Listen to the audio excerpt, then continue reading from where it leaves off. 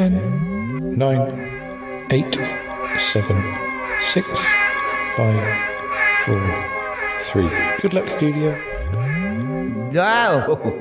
Oh, it's that time again. Paul Chandler's gonna start this whole thing he does. It's called the Shylock Podcast. It's probably gonna start any minute now. Anyway, I think you'll enjoy it. Okay, sit back and relax. Oh, it's the Shylock Podcast. All I wanted was a pie, and then I hatched out of an egg. Okay, bring the mic over. He's ready to record. It's the quiet ones you've got to watch, you know. Is it metaphorical? Is it deep? Is it deep? Boy, I said all that shy is right. Blimey, Governor, it's the Shylock Podcast.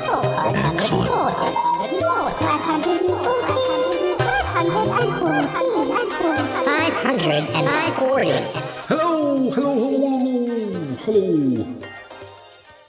Hello and welcome to yet another episode of the Shylock Podcast with me, Paul the Shy Yeti. How you doing?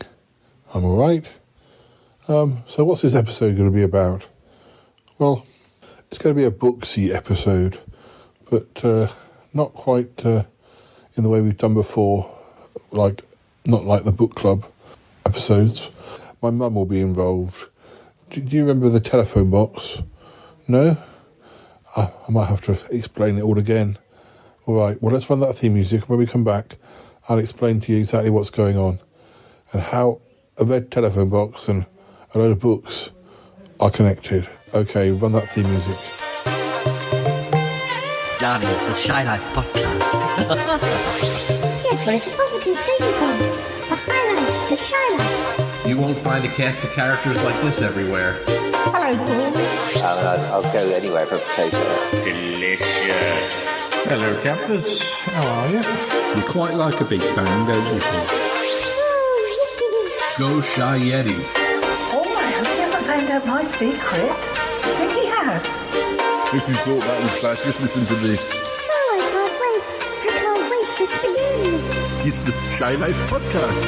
I know. Yeah, I'm strangely drawn to Yeti Uncle John's ankles as well. Has the Shylock Podcast slowed down? I don't think so. It's all gooey and meaty and yum. Has anyone seen my hot sausage? Okay, so for those of you who have forgotten, in the village where my parents live, where I grew up, there's a red telephone box that stands opposite my parents' house. It's right by a little grey and green hut. The roof's green. Well, I think it is. Maybe the sides are green. I'll have to go and have a look. That's how I picture it anyway. The little hut was, I don't know, it's never really got the best of use. I guess it kind of stored things like the lawnmower that was used to mow the churchyard. But there was a ping pong table in the little hut. I don't know where that came from because it's never been sort of widely available. It was widely available to me because my dad had the key to the little green hut. And so the hut appears in quite a lot of Sutton Park episodes, and we were able to use the inside of the hut in scenes of Sutton Park. If you've ever seen Mr. Trowbridge, Trove doing scientific experiments on a ping pong ball table, that's where we filmed that. I think he must have had the key for many years because I do remember having a sort of little mini disco in the hut with some of the kids who I used to hang around with. We were all wearing our Wellington boots though, so it wasn't a very cool disco. Or maybe it was the coolest disco ever. I'm not sure. Anyway, don't know why I'm talking about the little green hut because we're really meant to be talking about the little red telephone box outside the little green hut. Now, we have discussed this before.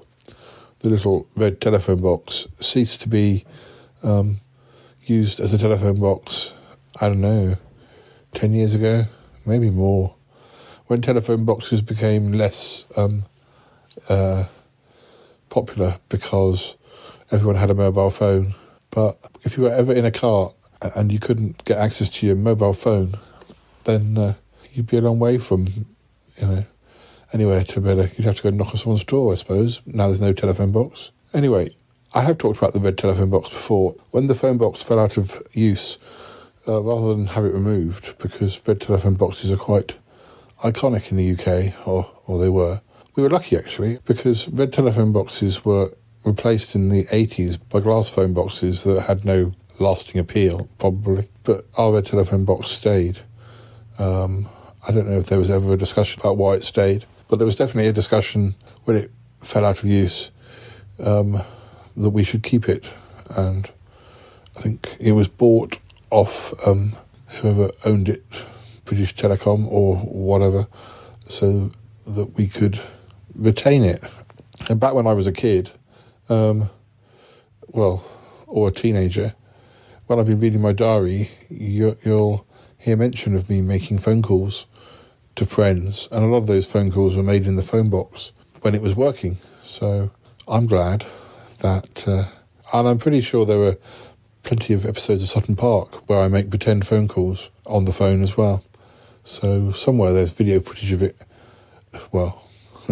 back when it was working, even though I was pretending to make a phone call.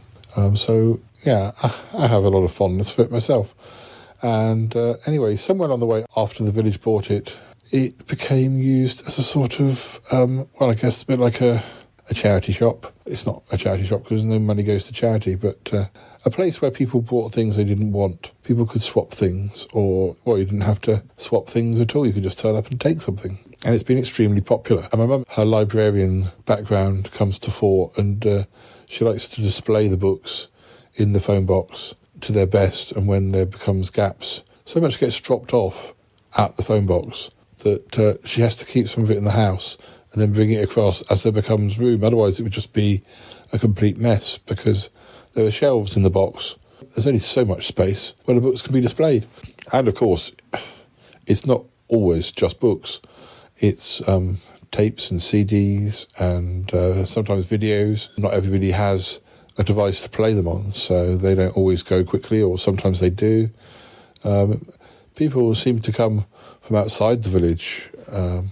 People arrive in cars and take things, and if nobody takes things, eventually my mum and dad take the stuff to a charity shop in Salisbury. But anyway, I thought we'd talk to Mum about some of the stuff that she's got sort of waiting to go into the box, and then we'd go and have a trip over to the box and see what's over there. And I might also talk to you about some of the books I've been reading myself recently. We may have some other clips, I'm not sure. We'll just have to see how much. We'll just have to see how much nattering this all generates. Anyway, let's go and see what Mum's up to, and she can tell us exactly what she's got in store.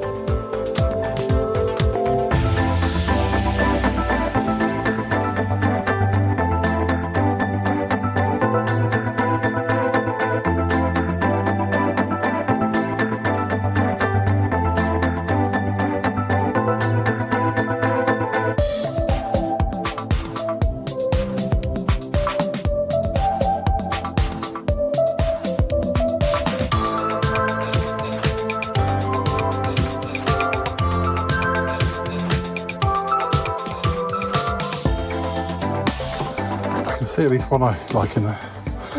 I can see at least one book in there that I like, but I don't want it because I've read it already. Oh.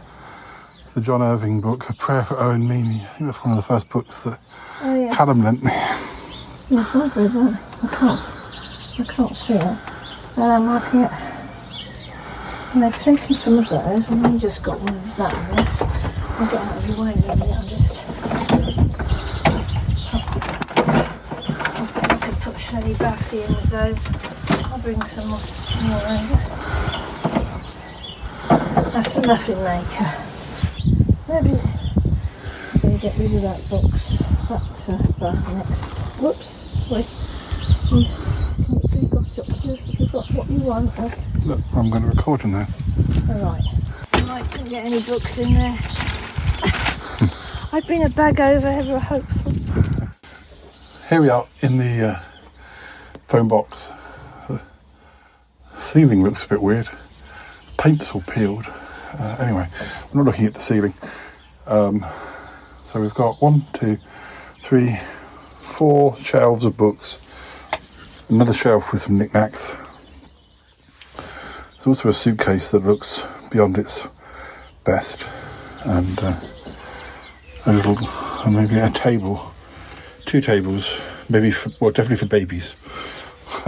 But got the love songs of Shirley Bassey. What else have we got music-wise? We've got more Shirley Bassey. It's mainly classical or Shirley Bassey. Book-wise, we've got Wilkie Collins' The Moonstone. We've got lots of other books. Thrillers, romantic doodahs. I'm just trying to see which ones I recognise. Patricia Cornwall, Chaos, The Bone Bed. Don't think I want to sleep on the bone bed. Jill Mansell, Kathy Bramley, Freya North, they all look like romantic doodahs. Autumn by Ali Smith, Tracy Chevalier. I don't know whether you get more variety in a place like this with sort of, a village where there's people with different tastes. All I know is that when I used to work in Belgravia, there was a Red Cross shop, and because all the houses around there were very posh, you either got books that people read once, so they arrived very, very well preserved. And I presume the clothes would have been pretty good. I presume the clothes were clothes abandoned by people in the big houses, the owners rather than the staff. I don't know, maybe it was the staff. I wasn't really looking to buy clothes. But got Martina Cole. That John Irving book I mentioned, A Prayer for Owen Meany. I read that one. He wrote Cider House Rules and loads of other books. I went for a stage of reading a lot of his because Callum liked him and he used to recommend them. Haven't read one of his for a long time though. There's a book about roads as in the Greek island. Kate Adie, she's a journalist. The Nation's Favourite Love Poems.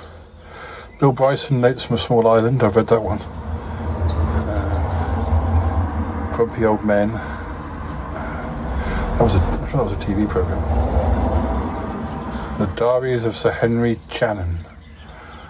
There's an autobiography by Julie Walters. I think I've got that at home. Something by Anne Robinson. The Pelican History of Medieval Europe. Lisa might want that. Then there's some bigger books. Essential Cell Biology. I know Trove's not into biology. A book about Renoir. By Rocking Chair Across America. Goodness knows. Gardening with Containers. Soups and Stews and Mash. There's some kids' books. Charlie and Lola, We Honestly Can Look After Your Dog. Thomas Tank Engine. Yeah, there's quite a few kids' books. Mum has organised them.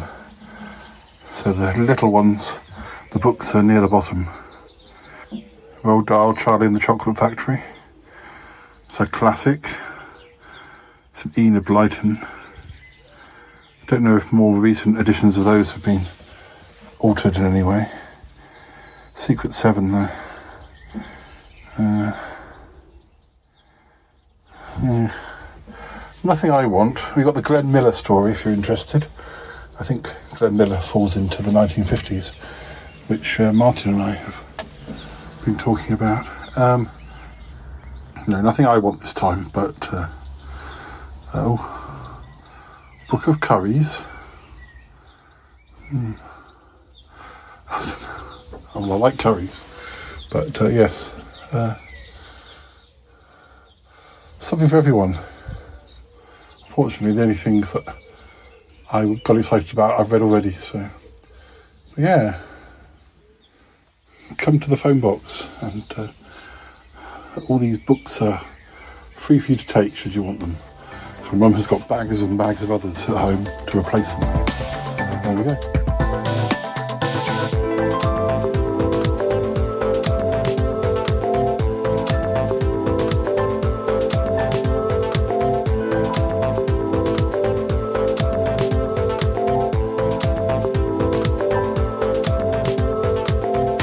So I'm trying to look and see what books I've been reading recently I can tell you about.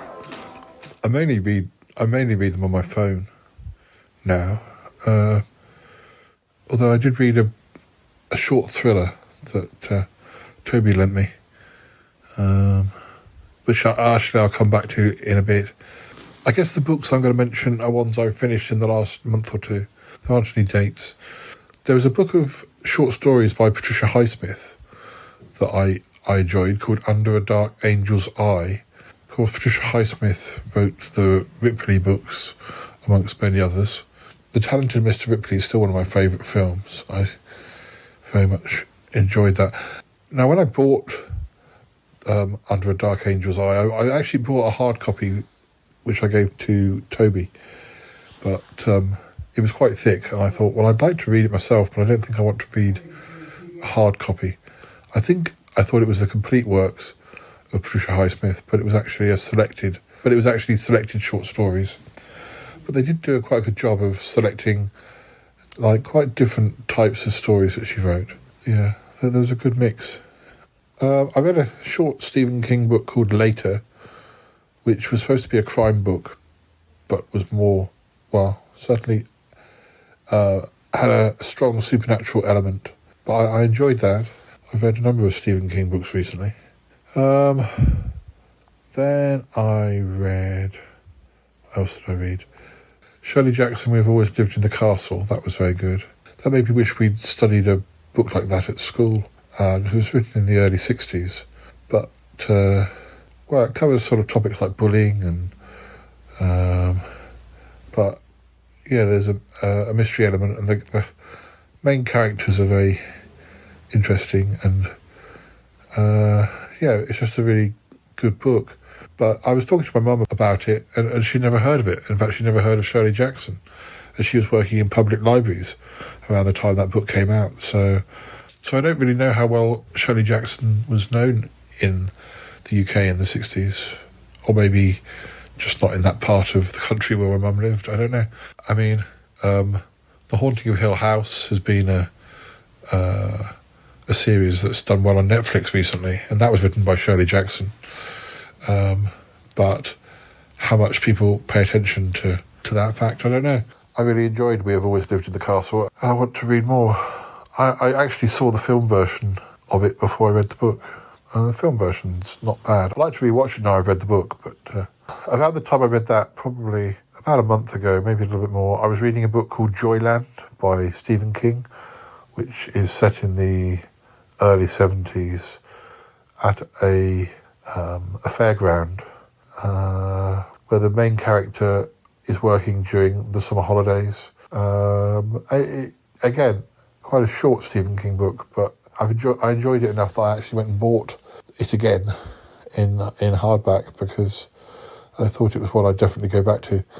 A lot of his books are rather too long for me ever to probably go back to them because there's always so many new ones. Maybe, who knows, maybe one day. But the shorter ones are preferable for the point of rereading anyway. Joyland was also, I think it's from about 10 years ago, and it's another one that was billed as a crime book, but is far more, there's more to it. There's a supernatural side to it. What else did I read? I read a book called Assigned, which was all about the TV show Sapphire and Steel. Nick had a copy of it, and I realised I didn't know it existed until I saw it on Nick's shelf. And he said it was good, and I found it was available cheaply to buy digitally. So, yeah, I read that.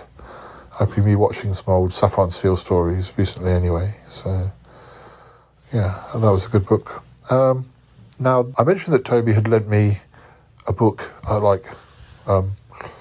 a hard copy of a book. It was a very slim thriller, probably only about, was it even as much as 100 pages? I can't remember now. It was written by Frederick Dard, apparently the master of the French noir, and it was called Bird in a Cage. I kept wanting to read more chapters. It was just an interesting little sort of murder mystery where the main character sort of gets drawn in.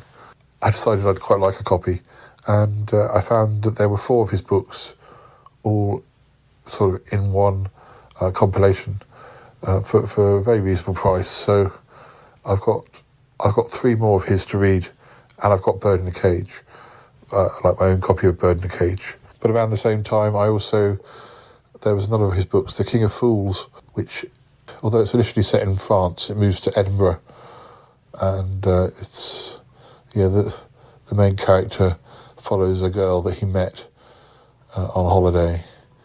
I guess these books are probably set in the 50s. I think he did write over quite a long period, but I think this is one of the earlier ones. And this guy follows this girl over to the UK, over to Scotland, to Edinburgh. She's with a husband who she claims is mistreating her, or that they're not very happy, and he thinks he's got a chance with her until he discovers that there's a little bit more to the story than he first realised. There was another one that was kind of, all the chapters are quite short. Well, I'll just read one more. And again, it's not much more than 100 pages, and suddenly it's very quickly gone. Back in the day, I'd have easily read that sort of in one sitting, but I find at the moment I read 3 or 4 books at once, and I read a chapter and then I move over to another book. I wouldn't say I've passed through my reading autobiography phase, because I did read a lot of autobiographies. I read Susie Quattro's autobiography earlier in the year, or was it late last year? And there's a whole series of autobiographies I've read over the last few years, to the point where I was very rarely reading fiction, but I have been reading a lot more fiction recently. What else have I been reading? Last year I started reading some books by Ramsey Campbell, horror writer. I read The Grin of the Dark. That was a particularly good one. That's probably one of the best ones I've read.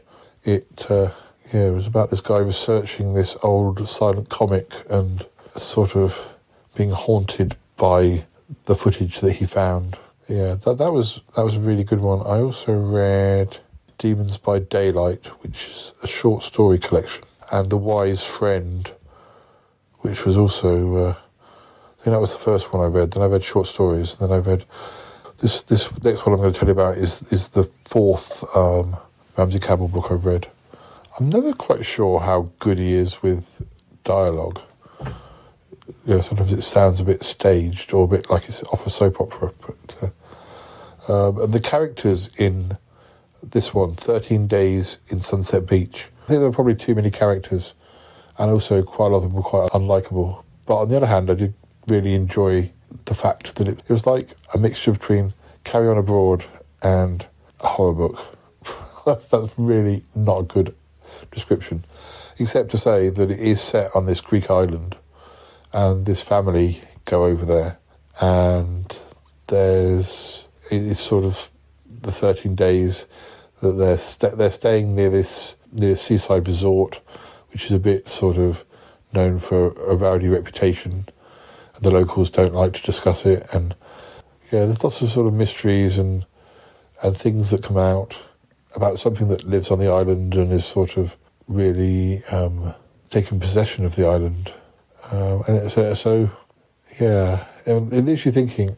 I don't want to say too much, but other than to say I did enjoy it, but it's like a family holiday.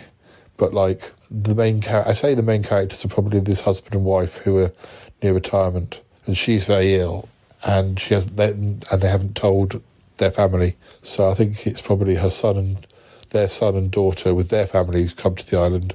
So it's like a big family. When I say family holiday, it's like, the whole family, including the kids and their families, and they were a bit annoying. They're not the main characters. I liked the husband and wife, but then there was the kids with their partners, and then their kids, about 3 of that. So there were quite a lot of names to get used to. And some of them didn't sort of necessarily have a lot to do. So, they'd be mentioned, or they'd have a few lines when they were going for a meal. Because although sort of sinister things were going on, it wasn't evident to everybody who was there. So there was quite a lot of dialogue that was just very banal, sort of, don't go playing off with the local kids, or don't, So it probably would have worked better as a TV show. I did enjoy it, but I did find some of the characters annoying. But I did sort of find myself reading whole chapters. Some of the chapters were quite long, depending on what happened on the day, because each chapter was a day. Some of the chapters were very long, and I found I'd sort of read the whole chapter, and having intended just to read half of it, or 10 pages worth, or whatever. So, yeah. Then I read City of Death, a Doctor Who story. It was based on a Doctor Who story written by Douglas Adams, although this was written by James Goss. It's one of the best Doctor Who stories from the 70s. One of the best Doctor Who stories, full stop. And, there's a lot of humour in Douglas Adams' script. And James Goss sort of certainly keeps all of the best lines and then adds to them. Because obviously it's a bit different when you're writing a novel from a script, because you're able to sort of have maybe what characters are thinking. It was a very, very good book of a very good Doctor Who story. And really one that anyone could read, even if you've just got a basic understanding of Doctor Who. It's with Tom Baker's Doctor, the Fourth Doctor, and his companion Romana, and it's set in Paris, and there's an aristocrat villain who isn't all he appears, and there's time travel and the Mona Lisa and art theft. It's everything you want, really. So that's the sort of sci-fi that I enjoy. I'm not so keen on sci-fi in spaceships, but something like City of Death is my perfect form of sci-fi. A little bit of crime, a little bit of mystery, a little bit of some monsters, some scary bits, time travel. But there is a spaceship involved, not only in the TARDIS but another one. But all very good, very good. Other than that, I'm reading a book called Mrs. March by Virginia Feito, Feito. I'm not sure how that's pronounced. It's sort of written in the style of, I don't know, maybe a Daphne du Maurier or something like that, where it's a woman who's starting to doubt herself and starting to doubt her husband and wonder whether he's not trying to embarrass her, or I'm about 40% in, and I'm not quite sure where it's going, to be honest. I like the idea. I liked it, although the wife is maybe becoming a bit annoying now, because she's so sure there's some sort of conspiracy going on. She's beginning to wonder, is her husband a murderer, or is somebody... I think, oh gosh, how much more can this go on for? Something needs to actually happen rather than her theorising, but whether it will or won't, I don't know. I do like the way it's written, and I like, what it's trying to do, but I just feel like it's got to a point where something needs to occur. I like the original conceit that her husband's a writer, and when she bumps into people who have read the new book, that some of them start to mention, oh, you must be so pleased that the main character is based on you. And she thinks, just a minute, isn't the main character really awful and not at all the way that she would like to be pictured? And then she starts to think, is that the way my husband thinks about me? That I'm sleeping my way around town or something? So that was quite amusing, but I'm just not sure where it's going yet. I will persevere. Now, the last book I'm reading, and this is what I'm still reading, is another Stephen King, and it's one of the longer ones. And it's from his, I guess you could say it's from his early period. It's certainly within the first 10 years of him writing. And I guess I never thought about reading this one because I don't know if I knew it was so big, but it's Christine, about the car. And I wasn't sure whether I wanted to read a book about a car, even if it's a horrible car, or I don't know. I don't know if the car is going to be horrible eventually, or just protective of its owner. I shall find out, I expect. I'm about 20% in, I think, so my phone says. Luckily, the chapters are relatively short. There are some longer chapters and some shorter ones, but it means I'm progressing, although, I'm not quite sure, because there's a lot of character development of the people in the town, and it's told from the point of view of a friend of the person who bought the car and how it's affecting his life, having bought Christine, how things are changing for this other character, for this friend. Yeah, it's interesting. I've heard from other people that it's one that they like, so I'm glad I'm reading it. It's definitely a good idea to read it digitally, though, because I think it's a quite big volume. I can only think it's because of the subject matter that I avoided it on my earlier on my earlier visits to reading Stephen King. But anyway, I'm reading it now. But I think that's quite enough, though. So yes, those are the books I've been reading. Quite a range. No autobiographies, really. Just the one factual book about Sapphire and Steel. But still, I've been enjoying pretty much all of those books. There were one or two others that I started, and for whatever reason I thought, I don't know, and I've sort of let them slip. There's one book that I started reading that was written, I'm never sure about the different tenses. It's not first person, it's not, it's basically, she walks in the room and she sees this, and sometimes I find the tenses that people use, I prefer the past, really, or at least the first person, but it can really sort of mess with my head. There were a couple of other books I started which were similar, where it was the tense, and I was like, I don't think I can read this book, it's just too annoying. But maybe I'll come back to them, I can tell you about them. Maybe I'll get used to it and I'll enjoy them, but we'll see. Okay, we have to be somewhere else now, so let's go. I hope you're reading books and enjoying them. There's a lot of good stuff out there, but it's not just the blockbusters. Well, I guess Stephen King is sort of a blockbuster. I guess Christine would have been a blockbuster in its day. All right, let's move on.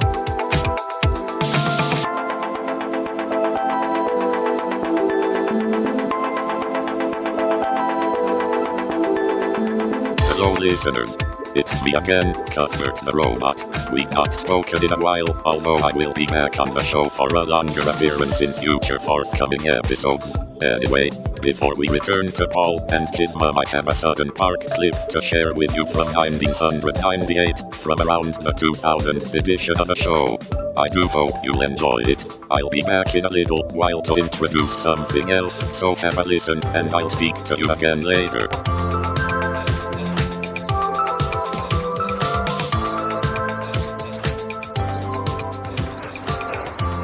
Well, at least they won't get the. I spat it out. I don't think any of it dissolved before. Well. Remember, Paul? Oh. I said, when you least expected it. What? It would be back. The noise, the box. Where is it? The transfer has already begun. What? The box? It will overwrite your new memory, replacing it with the old, leaving you in a perfect state of uncertainty and bewilderment for me to put an end to you, Chandler. Where is it? Where is it? It's too late. You can't stop it now. My memory. Stop. Nothing's changed? Oh yes. Nothing's changed. So tell Have me. it back. So tell me, what happened after I gave you the candle? Nothing's changed. Come to that. Who is he? He's Basil. Are you sure? Yes. Nothing's What changed. was that name again? Nothing has happened. Basil. Basiltius Archon. And you're Speckle. Well, obviously. Nothing's changed. Hey, something's changed, you know? I can feel a rumbling. The beginning of the end of Paul Chandler, I believe. No, the ground. Indeed, precisely what I mean, you fool. What? Because shortly you shall return to Birmingham, as will the rest of Sutton Park. Moving? The entire landmass shall move back to Birmingham, and we shall begin a new regime with Bakov at the helm. With the power of Azrael, I shall bring about the end of Paul Chandler, and a kingdom for Bakov, a kingdom that will bring about, such evil naughtiness that I just can't really explain. It's moving, the ground. Yes, I think we've established that. You fool, Chandler. You could have had it all, but you've blown it. What do you mean? Paul, stay back. My memory's not changed at all. No? No. Who won the World Cup in 1964? I don't know. I never did know. I never did know. I didn't know. Come on then, 65. When did you lose your 66. virginity? 66 was Britain, England. When did you lose your virginity? Hey? What? When did you lose your virginity? Shut up. You can't remember, can you? Keep her. Keep her. Oh. Hello. The land is breaking up, Chandler. Yes. Be careful, Chandler. You might fall into the cracks. Which brings me to an idea. Would you mind just keeping him occupied for a time? I have something to prepare. Butter, why are you doing this? Why are you working with him? We never used to have... Because I have to give you your memory back. It's in the rules. You weren't guilty, so I have to give you it back. As far as I know, you you probably have done. I don't know what's going on. Because, think, Paul, remember this. It's not Bakov. What do you mean? It's not Bakov. Look, it's either... Remember. What are you doing? Remember.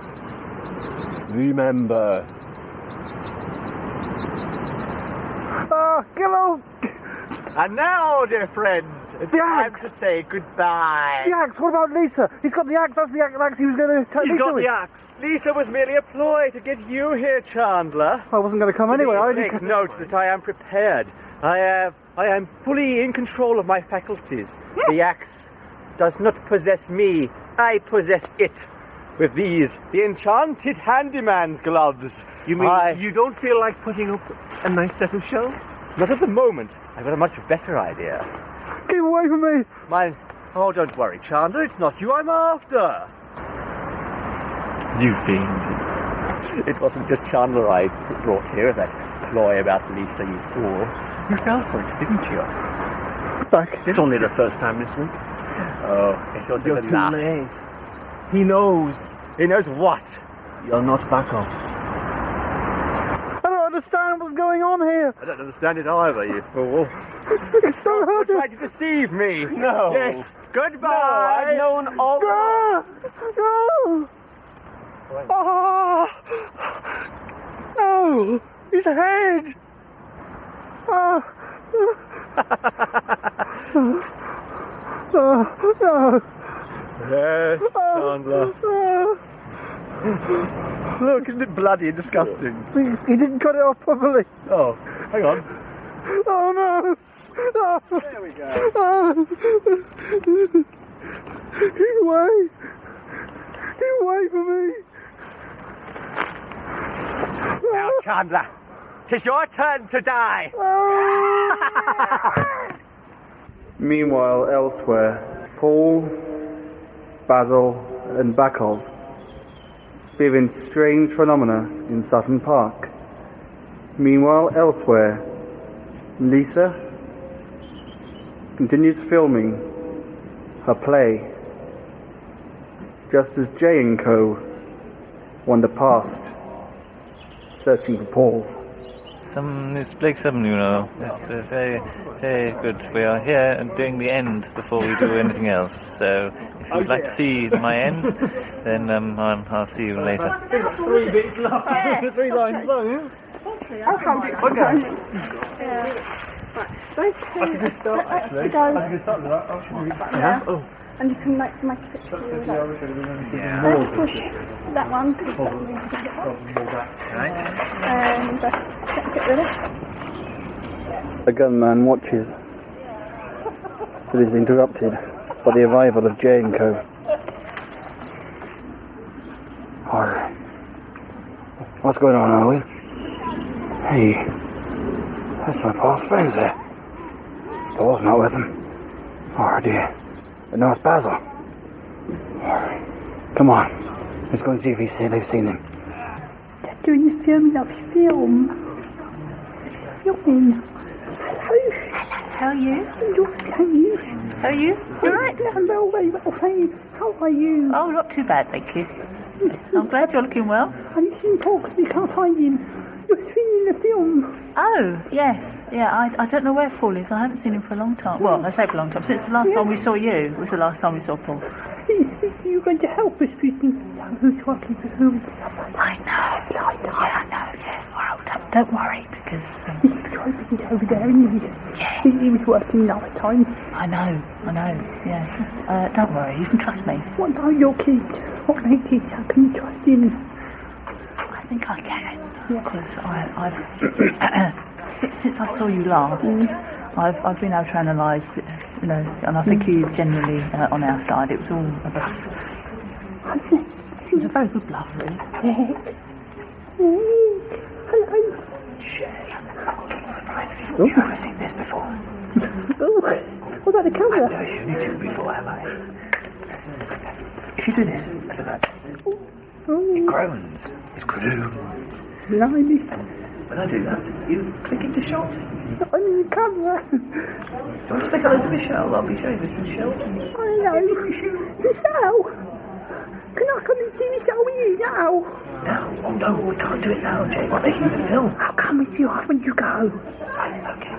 The question is, where exactly is Paul? And where is Basil?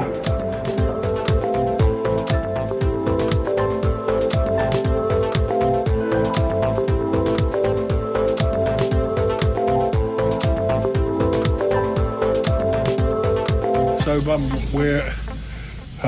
we're looking at some of the books that haven't yet got over to the phone box. Where have they all come from? They're presumably people who live in the village, or do you think people come here from further afield? I think there's definitely people from further afield.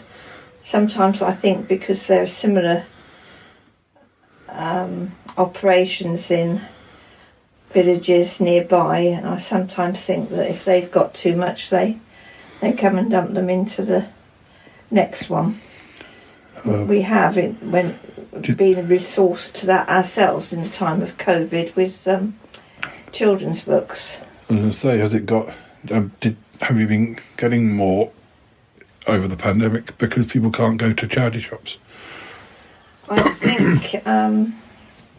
I think people used it more when the shops were closed, but then they also, it didn't make that much difference because although they used it more, they usually brought the books back.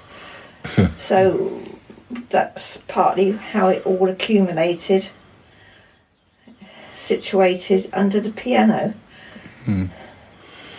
It'd be very difficult to use the loud or soft pedals at the moment. And I have used that piano in the time that I've been doing the podcast, and there weren't books under there. I can see Stephen King. Well, we get duplicate copies. For example, especially if somebody like Dan Brown, Robert Galbraith. We've had the Cuckoo's Calling. Whether it's the same copy which people read and then they bring it back, I don't know. But I have a feeling that it comes back so regularly that it's a popular book and various people put it in. We do have a penchant for murder mysteries, I must admit. I see. What's that crime club one?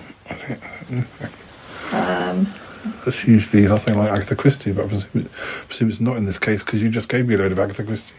Yes, we had a whole, well, not a whole set, but a good proportion of her novels in the same series. Occasionally we get really, really ancient ones, which I'm never sure whether I should actually keep, or because we can't take them all to the charity shop, because if they're in a very poor condition, they're not going to be able to sell them. They're going to sell them for salvage, but then they go into our weedy bin.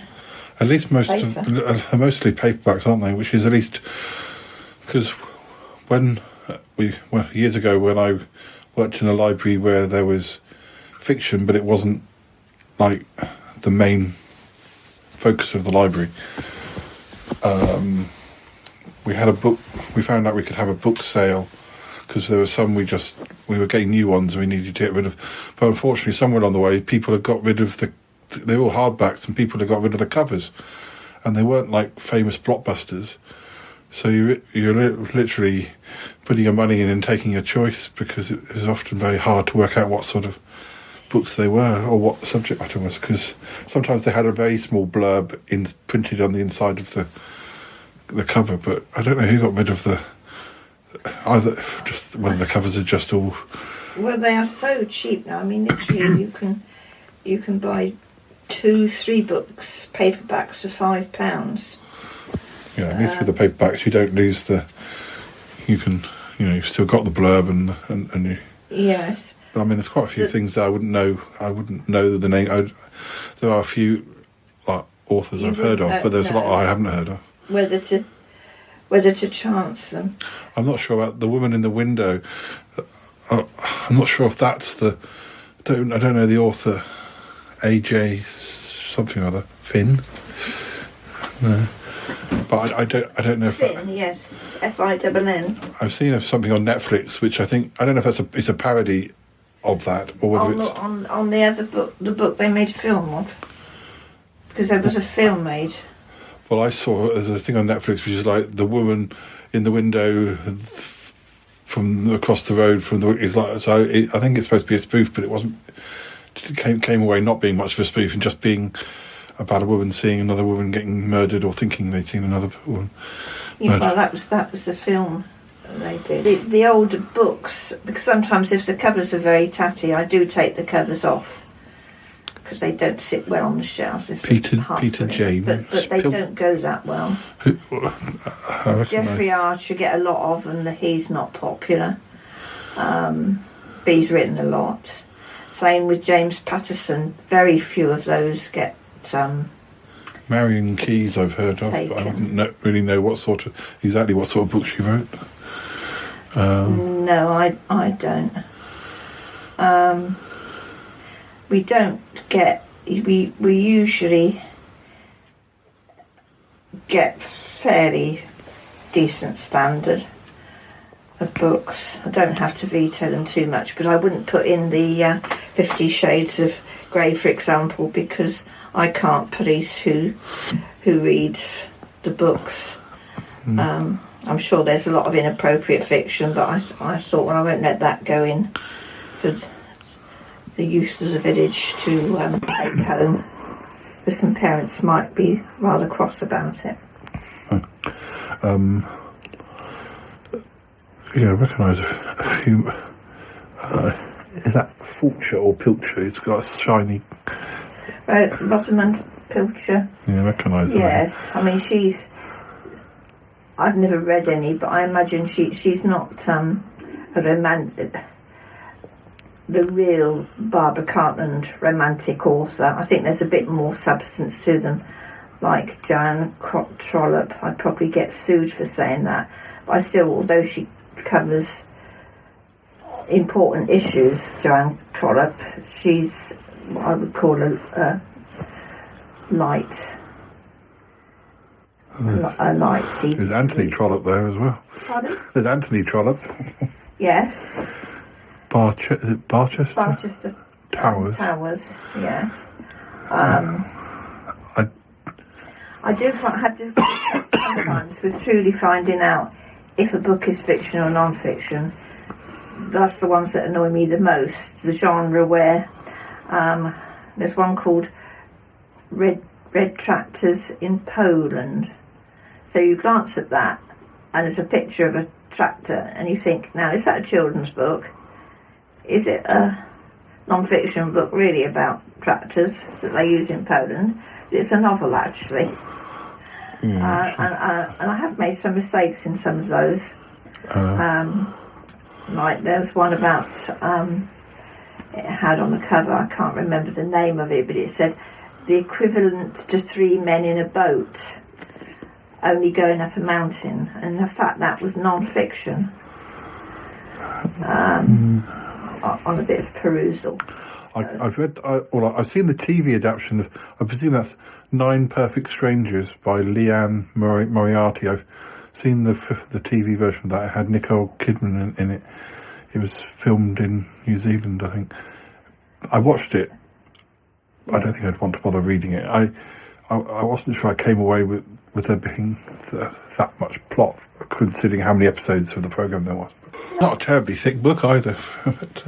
No, I don't know anything about... Clive Cussler, I recognise that name. Oh yes, that's... Yeah, again, I'm not sure whether he's not ghosted as I don't know whether that's the right expression, like James Patterson, because he has a plot. I presume he has a plot a bit like Wilbur Smith, but I'm not sure that they did all the writing. I think they may have others that fleece it out. Like the horse books. What's his name? The crime horse books. I've read some of them. Oh, well, Dick Francis. Dick Francis, his wife's supposed to have written most of those. I'm not sure whether Cussler isn't like that as well. Ken Follett. In fact, he definitely is, because on that one it says Clive Cussler, and then underneath in small print, and Boyd Morrison. But I presume that the plot is the well-known author's idea, but it needn't necessarily be so. I've never read that Stephen King book, but I've seen the films, and the longer ones always. I'd be quite happy for you to take 1, 12, a dozen, 20. I don't know. I am reading a long Stephen King book at the moment, but I'm only doing so on my phone because I've got more chance of getting through it when I'm not actually having to hold it up and read it. Bernard Cornwell, didn't he do Sharp? Lisa likes Sharp. Sharp, yeah. We get a lot of Cornwell ones that they're more of his ones that he wrote going back to, is it the 10th century? I'm not sure. Sort of tribal fighting, and we get a lot of his. Ken Follett, we get quite a lot. I recognise that Kate. Is it Kate? Sorry? Kate Moss, but it's not Kate. It's not the model, but it's Kate. No, that's quite good actually. Oh, another. I was looking at another one. Oh, yes, it's Moss. Kate Moss with an E. Yeah. The taxidermist's daughter. It's different. I see one called Labyrinth by her as well. It's obviously somebody who liked her and got a few of her books. Yeah, sometimes you get a whole series of them that, well, quite often actually, of the same author. And I try and mix it up a bit, unless it's definitely a series, because it's got, well, there's only 2 shelffuls, so if somebody doesn't like that particular author and half a shelf is with them on it, there's not that much choice for them, so I do try and mix them up. Sometimes people, I think they're learning not to, because we have fiction, non-fiction and children's, but one particular lady used to come every week and methodically put the larger hardback books together, irrespective of whether they were non-fiction or fiction, and she used to put them all together and mix them up, which annoyed me no end, but I think she stopped doing it now. She got a bit bored because I'd immediately change it back again. Didn't you get that? We had that book written by John Nettles about Jersey, or was it about Bergerac? Yes, Bergerac. Sometimes get the. We got another copy. We had a copy that we had from the time, but you got one in the phone box, which was signed by him. So. Yeah, sometimes get signed copies. We had. Who else have we had? We had an American comedian, Jenny. Can't remember her surname. Who was the court correspondent? Jenny Murray. Yes. Didn't you say you got a lot recently? There was sort of, I'm quite sure what genre it was, sort of fantasy, but sort of... Yes. But very, very much a niche, if you like that sort of thing. Yes, a gentleman, who should be nameless, I don't know, he certainly didn't live in the village, happily had a good turnout in his garage. And I did throw out 3 or 4, which were too tatty, but mostly he must have a very waterproof, damp-proof garage because they're all in good condition. But he literally had 6 carrier bagfuls stuffed to the gills, and they're all of fantasy fiction. Swords and sorcery type things, or yes, like dragons and yeah, which I'm going to have to. We will have to take to the charity shop. I'm putting them out one or two at a time, but I can't see them really going in the village. I would have thought Terry Pratchett would have been quite. I mean, I know he's a bit different from talking about that, but I would have thought he'd been quite popular, but they don't seem to go. Mm-hmm. There were a few things where I looked in there that I read already, so I didn't want to. And mostly they weren't quite what appeals to me, and I do read quite different things, but. Of course, I have got quite a lot of myself that I put aside that I'd like to read, but they're not under the piano. The puzzles, are they your puzzles? Are they No, puzzles are popular. They go. Yeah, but they're their donation ones, not your ones. No, some of them are mine. But I noticed it wasn't just books in there; it was all sorts. Yes, it's generally. Take something and bring something. The idea originally was we've got large gardens throughout the village on the whole, and people were getting surplus to requirements, and in the summer we do get a certain amount of run of beans and tomatoes and beetroot, onions and carrots, etc. put in there, raspberries, so people can get rid of their surplus and take something they perhaps haven't had. There are books that men and women read, and books that you think only men would read and only women would read, but that's not necessarily the case. I mean, it depends on how much you like hopping genres. I don't know. We have one gentleman that always, when we change the non-fiction books, which I change them about once every 3 weeks or once a month, depending on how quickly they go, though at the moment the only non-fiction I have are the ones that are out there, and they fill one shelf. But he obviously likes anything to do with the military, and I know very well if there's 1 or 2 military books, as soon as he sees them he'll have those. But as far as I know, and he brings military books as well. But I don't really. We have, as lady and gentleman that regularly go for a walk every morning, and she usually looks in there every day, and because she reads a lot and she likes the puzzles. Lady down the road reads an awful lot.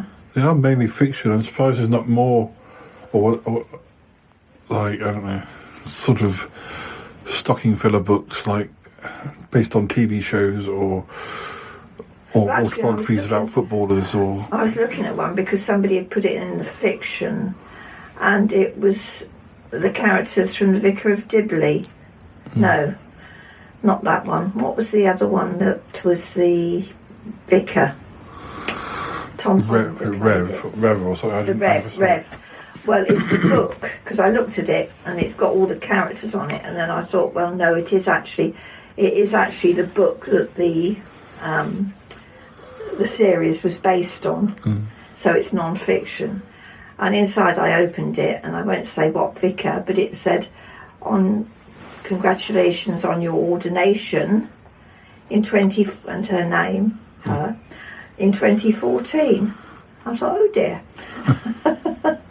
She didn't think much of her ordination present. Yeah, because I am reading more fiction myself at the moment than I went through a stage where I was really only reading autobiographies, but it depends. Not that many. There's one or two in there, sort of like Julie Walters, but I think I've got that one. Yes, I mean, some people, depends how much people hold on to books. Biographies don't go very well. Which ones? I had all of Jeremy Clarkson's. They went a bit, but film stars, those sort of biographies aren't popular. They usually get sent to the charity shops. And in all honesty, that they're always very, very pleased to receive anything. Because I was afraid that some of them will say, no, we're only taking hardbacks. Or they sort of look to see what you've got if they can, and then if they don't want any, they'll say the opposite. So if you've got a load of paperbacks, they'll say, no, we're only taking hardbacks. If you've got hardbacks, they say, oh, we're only taking paperbacks, which I thought was rather strange when I took some paperbacks in once. But the ones we use now, the Red Cross, and there's Oxfam, which actually in Salisbury has got a shop which is dedicated to books only. Beancap is another one that take them, and very pleased to have them. We could take them up to the hospital because that has a book section run by the Friends of the Hospital, but I would have to sort those through to be decent hardback books because they're charging £5 a time and things like that. Well, back when I was having to go to the health centre quite a lot because of my legs, I did go through some of my books, but I was used to, I think I sometimes used to get there before they even opened, so they never got a chance to tell me what they did or didn't want. I just left it on the doorstep with a load of other people's bags. But a lot of them must go, well, I'm using the phrase pulp fiction, don't they? But not in that respect. You should put a tracker in some of these books and see where they jump. You know. I've always thought that would be interesting. It would be because the same thing with over there. We get for recycling, because I like to call it a recycling centre. Actually, I mean, we've got a muffin maker at the moment, which is pristine. It's not ever been used, and we've had various other. We've had bread makers, pasta maker. Lots of microwave even, but we have to ditch that. But there's certainly some of them come and they're virtually in their boxes, and I think they've just been Christmas presents. So there's always a little bit of a rush after Christmas. That's the best time to go and see if there's anything. I mean, we do have the car boot people that come round quite regularly to see what's there, and I don't mind them if they can make a few pence in a car boot sale. Because technically, a book you could have somebody come and visit a friend who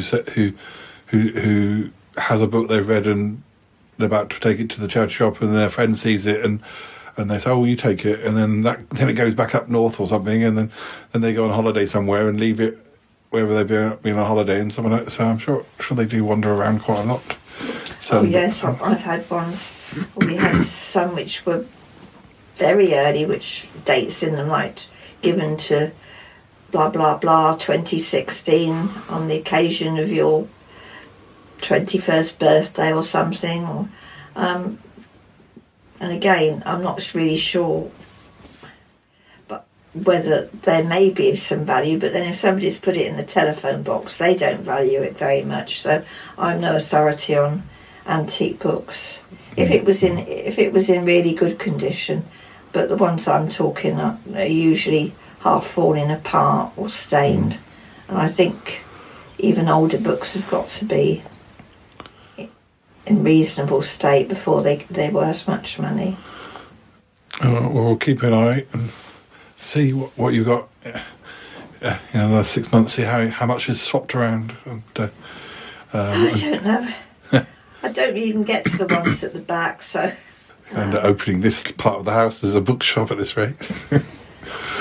Well, I think I'm going to have to be harsher and eventually just get it down to a reasonable amount, just keep taking every week, taking some to the charity shop. I could probably quite happily fill about 3 telephone boxes, actually. Maybe they don't reproduce like that, unfortunately. Well, I think there's a certain number of people perhaps put the books they've read in, but they wouldn't really consider taking a book. I mean, people don't mind using public libraries now, on the whole, but they like to have it new, and they open it and it's new to them and nobody else has had it. So, and then when they've read it, they'll put it in the telephone box, but they're obviously not going to take a book that's been... I mean, sometimes I don't think the book's even been opened. I think, again, they've been gifts. And seem absolutely new. Although some of them are so niche and sort of particular, that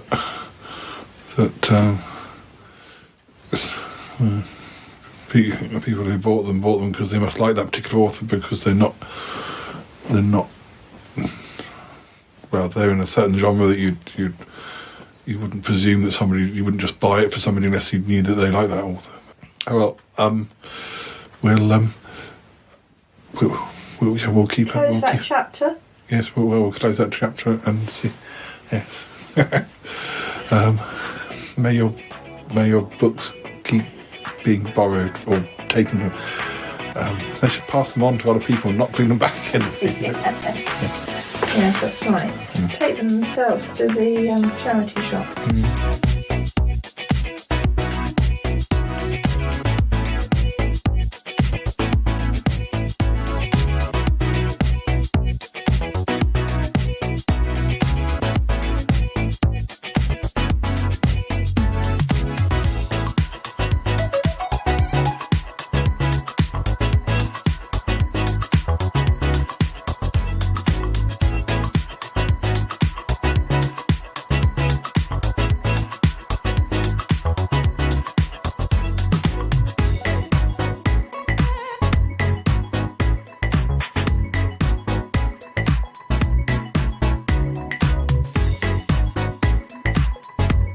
Well, listeners, that's all we've got time for. I hope you enjoyed hearing more about the little red telephone box outside the little green hut opposite my parents' house, which is a repository for books and various unwanted CDs and tapes, etc.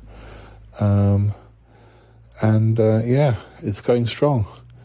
It was going strong when we first mentioned it many episodes ago, and it's still going strong to this day. So, it's a nice way of sort of sharing things that people no longer want. And I had some good things from that little box. There's a book that my mum got. It's about gin. Now, I have a book about gin, but this is a much bigger book about gin with a lot more detail, so I'm quite pleased with that. And a load of Agatha Christie books arrived not long ago that Toby has taken ownership of.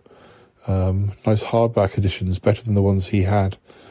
I haven't brought them all home yet because I'm just taking them in small, just in 2s and 3s, because I don't really want to be carrying a massive bag of books home, but they'll get back to my flat eventually. Anyway, so yes, it's very popular. Very, very popular indeed. Anyway, I hope you've enjoyed this episode. We've got plenty of episodes in the can. So, yeah, you take care, and we'll have more for you soon. All right, take care. Bye-bye for now. Bye-bye.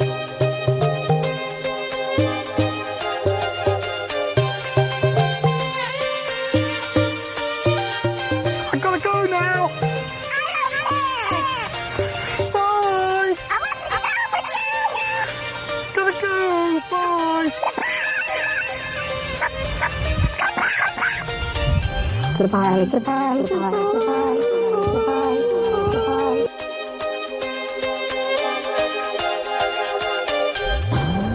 This show is part of the Pride 48 network. Find more shows over at pride48.com. Oh dear, what's going on now? Oh, it's the Shy Life Podcast. Let's go. I have a voice. I have a voice. You have a voice. You have a voice. We have a voice. We have a voice. Unique voices in podcasting. UnivazPods.net. Hello again, listeners. Before we go, we will finish by sharing with you a new composition by our friend Muffley on tour. This piece is entitled Herb Garden, and we would like to thank Muffley for allowing us to debut it here on the show. Have a listen. I'll also say goodbye for now, listeners. See you soon. Kiss. Kiss. Enjoy the music! Exclamation.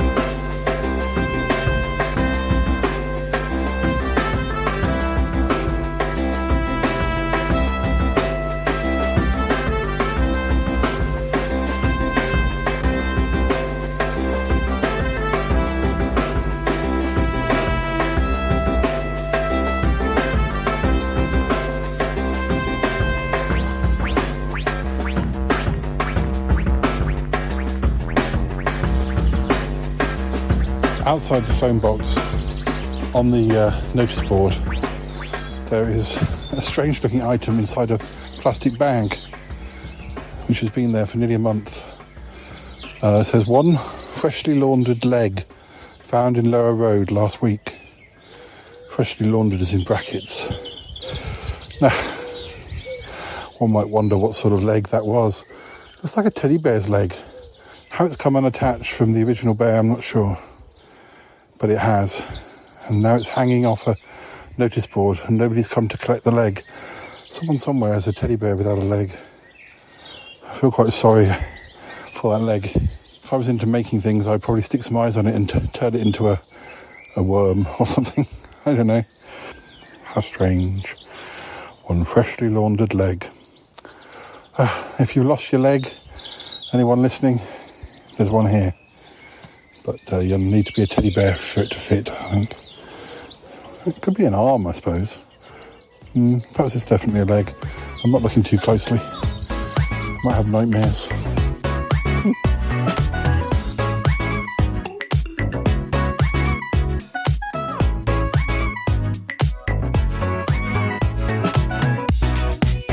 Oh my God, there's nothing I like better is when another new episode of the Shy Life podcast comes out.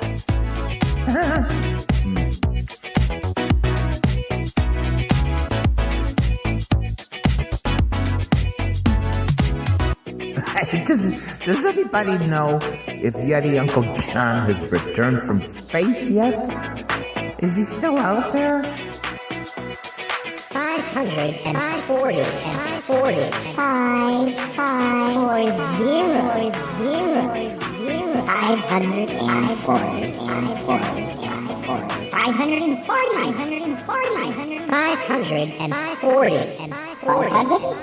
No, I think that was a wonderful episode. Okay, let's just shut this one out. Get it going.